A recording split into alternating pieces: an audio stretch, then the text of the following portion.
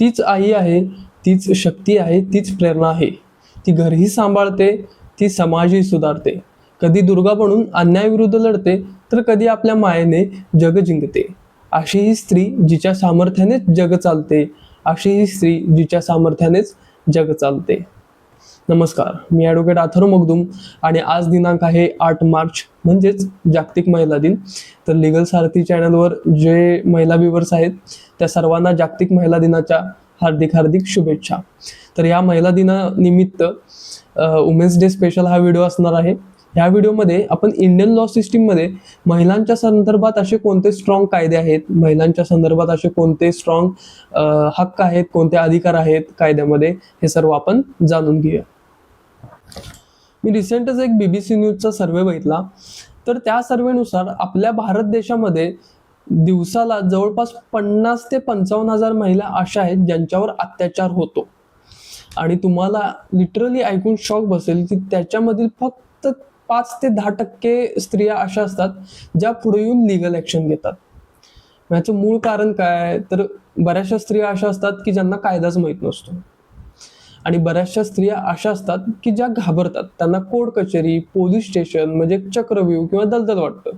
त्यांना वाटतं की ह्याच्यात आपण एकदा अडकलो तर कायमचं अडकूनच राहू. म्हणजे कायद्याचं अवेअरनेस नाही आहे. बऱ्याचशे आता महाराष्ट्रात किंवा भारतात असे कित्येक तरी रिमोट एरियाज आहेत ज्या रिमोट एरियाजमधील स्त्रिया किंवा महिला ह्यांना त्यांच्याबाबत असलेले इंडियन जस्टिस सिस्टीममधील जे काही कायदे आहेत, जे काही हक्क आहेत, जे काही अधिकार आहेत, ह्याची जाणीवच नाही आहे. त्यांना माहीतच नाहीत की आपल्याला असे काही अधिकार आहेत आपल्या संदर्भात किंवा आपल्यासाठी असे काहीतरी कायदे बनवले गेलेले आहेत, ह्याची त्यांना जाणीवच नसते. त्यामुळे माझी तुम्हा सर्वांना कळकळीची हीच विनंती आहे की हा व्हिडिओ जेवढा होता होईल तेवढा शेअर करा. आत्तापर्यंत चॅनलवर मी जवळपास 10 व्हिडिओज अपलोड केले असतील. तर त्या 10 व्हिडिओजमध्ये तुम्ही अगदी स्टार्टपासून शेवटपर्यंत बघा. कोणत्याच व्हिडिओमध्ये मी लाईक, शेअर, सबस्क्राईब वगैरे ह्या गोष्टींची डिमांड केली नाही. एव्हाना मला ते लाईक, सबस्क्राईब याची तुमच्याकडून कधी अपेक्षा नव्हती किंवा नाही आहे. फक्त माझी ह्या व्हिडिओ संदर्भात तुम्हाला एवढीच विनंती आहे की हा व्हिडिओ तुम्हाला जेवढा होता होईल तेवढा शेअर करा. कारण की माझी एवढीच इच्छा आहे की महाराष्ट्रातील प्रत्येक महिलेला, प्रत्येक स्त्रीला तिच्याबाबत जे अधिकार आहेत, तिच्याबाबत जे कायदे आहेत, त्या कायद्यांची जाणीव असली पाहिजे. आणि तिच्यावर जर अन्याय झाला तर तिने आवाज उठवला पाहिजे. प्रत्येक स्त्रीला तिच्या आयुष्याचा डिसिजन घेण्याचा, तिचं आयुष्य तिच्या मर्जीप्रमाणे जगण्याचा अधिकार आहे. तिच्यावर कोणीही अन्याय करू नये. त्यामुळे जर अन्याय झाला तर कसा आवाज उठवायचा ह्या गोष्टीचं सुद्धा तिला नॉलेज पाहिजे. म्हणून माझी तुम्हाला एवढीच विनंती आहे की कृपया हा व्हिडिओ तुम्ही जेवढं होता होईल तेवढं तुमच्या मैत्रिणींना, आईला, बहिणीला ह्या सर्वांमध्ये हा व्हिडिओ शेअर करा.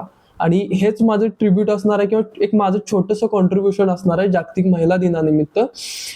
महिलांच्या कल्याणासाठी एक छोटीशी माझी ही कामगिरी. तर कृपया मी कळकळीची माझी ही विनंती आहे की जेवढा होता होईल तेवढा हा व्हिडिओ तुमच्या महिला ग्रुपमध्ये किंवा तुमच्या जवळच्या महिला व्यक्तीला शेअर करा, जेणेकरून त्यांना सुद्धा ह्या कायद्याची, या अधिकारांची जाणीव झाली पाहिजे. आणि त्यांच्यावर कधीही भविष्यात अन्याय झाला तर ते अगदी मनापासून अन्यायाला दाद देतील किंवा अगदी मनापासून न घाबरता अन्यायाचा विरोध करतील. बऱ्याचशा स्त्रिया अशा असतात की ज्यांना कायदे माहीत असतात पण ते घाबरतात. तर त्या स्त्रियांमध्ये स्पार्क तयार करणं, मोटिवेशन देणं किंवा इन्स्पिरेशन तयार करणं हाच माझा मूळ हेतू आहे. जर तुम्हाला कायदा समजला तर तुम्ही निश्चितच अन्यायावर मात करू शकता. हा जो तुम्हाला कायदा मिळालेला आहे ते तुमचं एक शस्त्र आहे, हे एक ब्रह्मास्त्र आहे. तर ह्या ब्रह्मास्त्राचा वापर करून, ह्या शस्त्राचा वापर करून शत्रूवर संहार करणं, अन्यायाला मात देणं हेच तुमचं कर्तव्य आहे असं मला वाटतं. त्यामुळे कृपया हा व्हिडिओ शेअर करा. आता आपण बघूया भारतीय कायदे प्रणालीमध्ये असे कोणते ऍक्ट्स आहेत, असे कोणते कायदे आहेत, असे कोणते हक्क आणि अधिकार आहेत ज्याची जाणीव प्रत्येक महिलेला असली पाहिजे. तर वळूयात त्या अधिकारांकडे. त्याच्यामधला पहिला आहे घरगुती हिंसाचाराविरुद्ध तक्रार करण्याचा हक्क. आता घरगुती हिंसाचार म्हणजे काय, ज्यावेळेस एखाद्या मुलीचं लग्न होऊन ती नांदायला सासरी जाते तर तिच्या सासरी तिला झालेला प्रत्येक शारीरिक छळ किंवा मानसिक छळ हा घरगुती हिंसाचार आहे. जर तिला तिचा नवरा त्रास देत असेल, तिचे सासू सासरे त्रास देत असतील, ननंद, जाऊ, दीर ह्यांच्यापैकी कोणीही त्रास देत असेल, तिच्या घरात जर तिच्यावर अन्याय होत असेल, शारीरिक छळ तर आहेच, त्याच्यासोबत जर मानसिक छळ होत असेल तर तो कौटुंबिक हिंसाचार झाला. पूर्वीच्या काळात काय असायचं, तर पूर्वीच्या काळात ज्यावेळेस मुलीचं लग्न व्हायचं आणि ती नांदायला सासरी जायची, त्यावेळेस तिच्या घरचे इस्पेशली आई असं सांगून पाठवायची की तुझ्या सासरचे कसे असतील, तुला तिथं नांदलंच पाहिजे. मग भले नवरा दारू पिऊ दे, तो पट्ट्यानं मारू दे, जोड्यानं मारू दे, सासू सासरे छळ करू दे, तरीही तुला तिथं नांदायचं आहे. अशा गोष्टी तिला सांगून तिला सासरी पाठवायचे. आणि त्यामुळे त्या मुलींची मेंटॅलिटी अशी होती की काही असू दे, किती आपल्यावर अन्याय होऊ दे, किती अत्याचार होऊ दे, आपल्याला आपल्या आई वडिलांचं नाक कापलं नाही गेलं पाहिजे, म्हणून त्या तिथं गपगुमाटाने अत्याचार सहन करत संसार करत होत्या. पण आत्ताचा काळ तसा नाहीये आणि आत्ताचा काळच बरा आहे. कारण की पूर्वीच्या काळात आपण अशी उदाहरणं बघितली ज्याच्यामध्ये मुलींवर लिटरली एवढे अत्याचार व्हायचे, एवढा त्यांच्यावर अन्याय व्हायचा, तरीही त्या गपगुमाटाने आपल्या माहेरी आई वडिलांना त्रास नको म्हणून, आपल्या आई वडिलांवर आपण बोज व्हायला नको म्हणूनच तिथं फक्त आणि फक्त ह्या कारणामुळे तिथं नांदायच्या. भले मग त्यांना शारीरिक छळ होऊ दे, मानसिक छळ होऊ दे, त्यांच्याकडे काहीही दुसरा पर्याय नव्हता. त्यांना कायद्याची, पूर्वीच्या काळात एवढी कायद्याची जाणीव नव्हती आणि जरी कायद्याची जाणीव असली तरी त्या धाडस करत नव्हत्या. पण आत्ताचा काळ तसा नाहीये. जर तुमच्यावर कौटुंबिक हिंसाचार होत असेल, जर तुम्हाला तुमच्या सासरी नांदताना जर शारीरिक छळ तर आहेच, त्याच्यासोबत जर मानसिक छळ होत असेल तर तुम्ही कारवाई करू शकता आणि तुम्ही कारवाई करणं गरजेचं आहे. त्या घरात अन्याय सहन करत, अत्याचार सहन करत बसू नका. कृपया एक पाऊल पुढं उचला आणि कायद्यावर विश्वास ठेवून बघा, तुम्हाला निश्चितच न्याय मिळेल. तर हा पहिला आपला हक्क काय आहे की कौटुंबिक हिंसाचाराविरुद्ध तक्रार करण्याचा अधिकार. कौटुंबिक हिंसाचार म्हणजे डोमेस्टिक व्हायलन्स. तर डोमेस्टिक व्हायलन्स संदर्भात एक कायद्यामध्ये स्पेसिफिक ऍक्टच आहे, PWDVA म्हणजेच protection of women from domestic violence act. हा खूप स्ट्रॉंग आणि तगडा ऍक्ट आहे. तर ह्या ऍक्टमध्ये पूर्णपणे ती जी महिला आहे, पीडित महिला आहे, विक्टीम आहे, तिला प्रोटेक्शन दिलेलं आहे कायद्यानं. त्यामुळे जर तुम्ही जर कौटुंबिक हिंसाचाराचे पीडित असाल, कौटुंबिक हिंसाचाराचे जर बळी पडला असाल, तर अशा केसमध्ये तुम्ही PWDVA चा वापर करून, protection of women from domestic violence ह्या ऍक्टचा वापर करून तुम्ही तुमच्या सासरी जो कोणी छळ करत असेल, सासरे असतील, सासू असेल, नवरा असेल, कोणी असेल, त्यांच्यावर कायदेशीर कारवाई करू शकता. आणि ही कायदेशीर कारवाई करायला निश्चितच घाबरण्याचं काही कारण नाहीये. PWDVA ऍक्ट हा तुम्हाला पूर्णपणे प्रोटेक्शन देतो. त्यामुळे जर तुमच्या घरी तुमच्यावर जर शारीरिक किंवा मानसिक एखादा छळ होत असेल, अन्याय होत असेल, तर तुम्ही PWDVA या कायद्याअंतर्गत कारवाई करू शकता. आता वळूयात आपण पुढच्या अधिकाराकडे किंवा पुढच्या हक्काकडे. तर तो आहे समान वेतनाचा हक्क. इक्वल रिन्युमरेशन ऍक्ट 1976 अंतर्गत तुम्हाला समान वेतनाचा हक्क दिलेला आहे. आता आपल्या स्त्रिया सुद्धा कुठे कमी नाही आहेत, त्या सुद्धा पुरुषांच्या खांद्याला खांदा लावून जॉबमध्ये, जॉब क्षेत्रात, बिझनेस क्षेत्रात सगळीकडे त्यांनी भरारी घेतलेली आहे. तर ज्या वेळेस एखादी स्त्री एखाद्या कंपनीमध्ये म्हणा किंवा एखाद्या कोणत्या तरी इन्स्टिट्यूशन्समध्ये जर ती एम्प्लॉई असेल, ती जॉब करत असेल, तर तिला सुद्धा पुरुषांप्रमाणे समान रिन्युमरेशन, समान पगार मिळण्याचा अधिकार आहे. हा अधिकार तिला इक्वल रिन्युमरेशन ऍक्ट 1976 अंतर्गत सेक्युअर केला गेलेला आहे. आता वळूयात आपण पुढच्या अधिकाराकडे, पुढच्या हक्काकडे. तो आहे मातृत्व लाभाचा हक्क, म्हणजेच मॅटर्निटी बेनिफिट ऍक्ट 1961 अंतर्गत तुम्हाला हा अधिकार बघायला मिळतो. ज्यावेळेस एखादी वुमेन एम्प्लॉई असेल, ती तिच्या एम्प्लॉयमेंट पिरियडच्या दरम्यान जर प्रेग्नेंट झाली, तर अशा केसमध्ये तिला मॅटर्निटी लिव्ह मिळण्याचा पूर्णपणे अधिकार आहे. ही मॅटर्निटी लिव्ह ही पूर्णपणे पेड असते.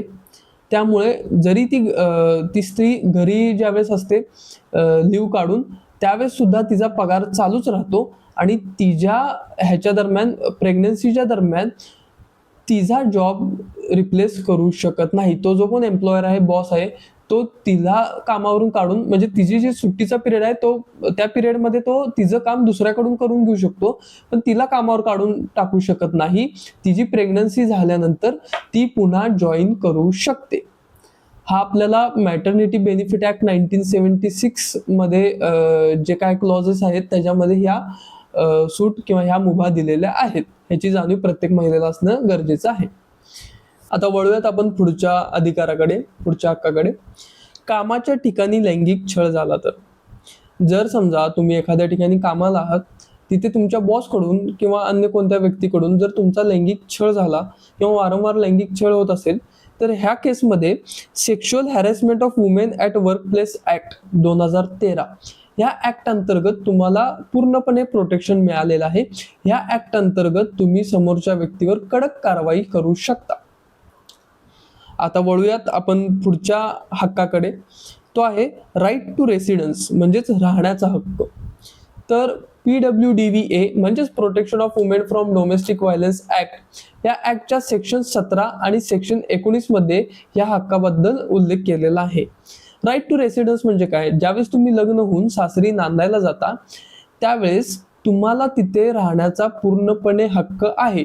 हा हक्क तुम्हाला सेक्शन 17 आणि 19 ने दिलेला आहे. म्हणजे जर समजा ते घर नवऱ्याच्या नावाने असू दे, सासूच्या नावानं असू दे किंवा सासऱ्याच्या नावानं असू दे, इररेस्पेक्टिव्ह ऑफ दॅट तुम्हाला त्या घरात राहण्याचा पूर्णपणे हक्क आहे. तुमची सासू, सासरे किंवा नवरा तुम्हाला त्या घरामधून बेदखल किंवा हाकलू शकत नाही. आता वळूयात पुढच्या अधिकाराकडे. तो आहे स्त्रीधनावर पूर्णपणे हक्क. स्त्रीधनावर हक्क म्हणजे स्त्रीधन म्हणजे काय? ज्यावेळेस लग्नाच्या वेळेस किंवा लग्नानंतर तुम्हाला जे सोनं, दागिने किंवा एखाद्या भेटवस्तू, मग त्याच्यामध्ये कपाट, फ्रीज वगैरे ह्या लग्नाच्या वेळेस किंवा लग्नानंतर ह्या ज्या तुम्हाला भेटवस्तू, सोनं, नाणं, दागिने, पैसे वगैरे जे मिळतात त्याला स्त्रीधन म्हणतात. तर ह्या स्त्रीधनावर तुमचा पूर्णपणे हक्क आहे. जर तुमच्या सासरचे किंवा तुमचा नवरा जर तुम्हाला स्त्रीधन देत नसेल तर अशा केसमध्ये तुम्ही कोर्टात जाऊन त्यांच्यावर लीगल ऍक्शन घेऊ शकता. वळूयात आपण पुढच्या हक्काकडे. तो आहे मेंटेनन्सचा हक्क. मेंटेनन्स म्हणजे काय? ज्यावेळेस पत्नी उदरनिर्वाह करण्यासाठी सक्षम नसते, तिच्यावर भविष्यात फायनान्शियल क्रायसिस यायला नको म्हणून कोर्ट एक अशी ऑर्डर करते, मेंटेनन्सची ऑर्डर करते. त्या मेंटेनन्सच्या ऑर्डर अंतर्गत त्या नवऱ्याला, तिच्या नवऱ्याला महिन्याला एक फिक्स अमाऊंट ही पत्नीला द्यावी लागते. ती तिच्या उदरनिर्वाहासाठी, जर तिला मुलं असतील तर त्यांच्या पालन पोषणासाठी ही अमाऊंट असते. तर त्यालाच म्हणायचं मेंटेनन्स. हिंदू मॅरेज ऍक्टच्या सेक्शन 24 आणि 25 अंतर्गत मेंटेनन्सचा उल्लेख आहे. तसेच CRPCच्या सेक्शन 125 मध्ये सुद्धा मेंटेनन्सचा उल्लेख आहे. आणि मेंटेनन्सचा प्रत्येक स्त्रीला कायदेशीर अधिकार आहे, कायदेशीर हक्क आहे. ती तिच्या नवऱ्याकडे मेंटेनन्स निश्चितच क्लेम करू शकते. अधिकाराकडे तो आहे मोफत कायदेशीर मदतीचा हक्क. लीगल सर्व्हिस अथॉरिटीज ऍक्ट 1987 अंतर्गत प्रत्येक महिलेला मोफत कायदेशीर मदत मिळण्याचा हक्क आहे. वळूयात पुढच्या हक्काकडे. नवऱ्याच्या संपत्तीवर वारसा हक्क. प्रत्येक स्त्रीला तिच्या नवऱ्याच्या संपत्तीवर वारसा हक्क आहे. तिच्या नवऱ्याच्या पश्चात त्याच्या वाटेची जी काही मालमत्ता आहे, त्याच्या वाटेची जी काही प्रॉपर्टी आहे, त्या प्रॉपर्टीवर हिला म्हणजेच त्या स्त्रीला क्लेम करता येतं आणि त्या स्त्रीचा त्या वाटेवर, त्या मालमत्तेवर पूर्णपणे हक्क आहे. हिंदू सक्सेशन ऍक्टच्या सेक्शन 8 मध्ये ह्याचा उल्लेख आहे. कारण की सेक्शन 8 नुसार ती जी स्त्री आहे ती क्लास 1 हेअर्स मध्ये येते. त्यामुळे ज्यावेळेस तिच्या पतीचं निधन होतं त्यावेळेस तिच्या पतीच्या मालमत्तेमध्ये तिला समान हिस्सा मिळतो. आई व मुलामुलींना जसा समान हिस्सा मिळतो तसाच त्याच्या पत्नीला म्हणजेच त्या स्त्रीला सुद्धा त्या प्रॉपर्टीमध्ये, त्या मालमत्तेमध्ये समान हिस्सा मिळतो. तर हा होता आजचा व्हिडिओ. आजचा व्हिडिओ कृपया करून जास्तीत जास्त शेअर करा आणि प्रत्येक स्त्रीपर्यंत हा व्हिडिओ पोहोचला पाहिजे. प्रत्येक स्त्रीला तिच्याबाबत जे काही अधिकार आहेत, तिच्या संदर्भात जे काही हक्क आहेत त्याची जाणीव झाली पाहिजे. जेणेकरून जर तिच्यावर अन्याय होत असेल किंवा भविष्यात जर अन्याय झाला तर ती ह्या कायद्यांचा वापर करून त्या अन्यायावर मात करू शकेल. प्रत्येक स्त्रीला तिच्याबाबत असणाऱ्या अधिकारांची जाणीव असणं खूप गरजेचं आहे. आणि मी अशीच आशा करतो की हा व्हिडिओ तुम्हाला आवडला असेल. अर्थातच अशा अजून बरेचसे कायदे आहेत जे वुमेन ओरिएंटेड आहेत, म्हणजे जे वुमेन्ससाठी स्पेशल बनवले गेलेले आहेत. अशा बऱ्याचशा कायद्यामध्ये तरतुदी आहेत. तर असं आपण समजू की हा पार्ट 1 होता. पार्ट 2 मध्ये आपण आणखीन कायदे जे वुमेन ओरिएंटेड आहेत किंवा वुमेनना प्रोटेक्शन देणार आहेत, वुमेनच्या बाजूने आहेत, तर त्या कायद्यांचं डिस्कशन हे आपण पार्ट 2 मध्ये करू. आणि एवढीच विनंती आहे की प्रत्येक स्त्रीला ह्या कायद्यांची अधिकारांची जाणीव असावी आणि तिच्यावर कधीच अन्याय होऊ नये. हेच माझं एक छोटंसं कॉन्ट्रीब्युशन असेल ह्या वुमेन्स डेला. आणि शेवटी मी एवढंच सांगेन, यत्र नार्यस्तु पूज्यन्ते रमन्ते तत्र देवताः, यत्रेतास्तु न पूज्यन्ते सर्वास्तत्राफलाः क्रियाः. धन्यवाद.